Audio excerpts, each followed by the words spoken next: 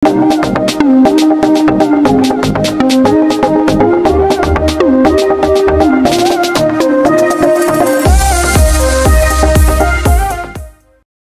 Sobat Baker, kita kembali lagi ke tema hari ini yang banyak sekali di request ya.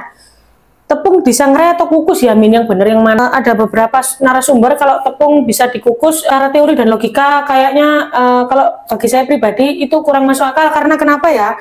Tepung itu seharusnya harus dihilangkan kandungan airnya, jadi nggak bisa lembab, karena produk yang kita hasilkan itu harus tidak boleh berjamur ya Sobat Baker. Jadi yang disangrai itu kayak model apa Min? Ini kunci biru, biasa kita sangrai, kita juga pernah sangrai segitiga biru.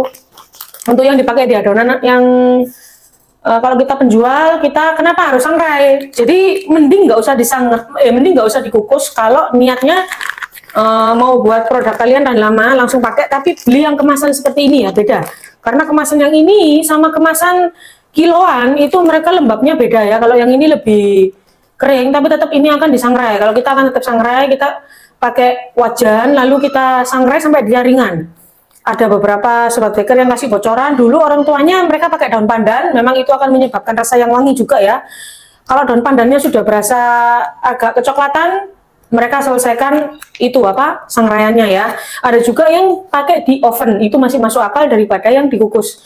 Kalau dikukus dia akan menggumpal, kandungan airnya akan ada di dalamnya. Jadi nanti kalau yang dikukus dia akan lembab ya. Jadi produk Sobat Baker nanti akan takutnya menimbulkan jamur kayak gitu ya. Tapi sekali lagi kembali ke sudut pandang masing-masing. Tapi yang pasti kalau disangrai, kue kering kalian akan terasa renyah. Dan segala sesuatu apapun yang kalian panggang itu ketika kadar airnya berkurang, kualitasnya itu renyah. Pertama, kedua dia tahan lebih lama. Ketiga jelas ya, dalam adonan namanya kita baking, kalau bisa dikurangi kadar air, kecuali kita baking dalam posisi kue bolu atau apapun. Tapi ini disangrai cuma khusus untuk kue kering ya.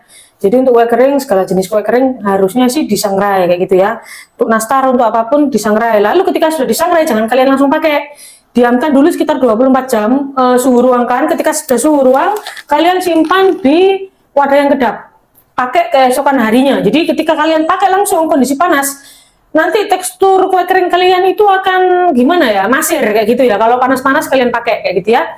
Lalu gimana Min kalau sudah kita sangrai, kalau ada sisa kita pakai lagi bisa nggak Min? Bisa, tapi kurang lebih 1 mingguan lah ya, karena kadar lembab air akan kembali lagi pada tepung. Tapi kalau kalian sangrai bolak-balik itu nggak bisa, karena warnanya nanti akan jadi coklat. Jadi nanti kue kalian kurang cantik ya.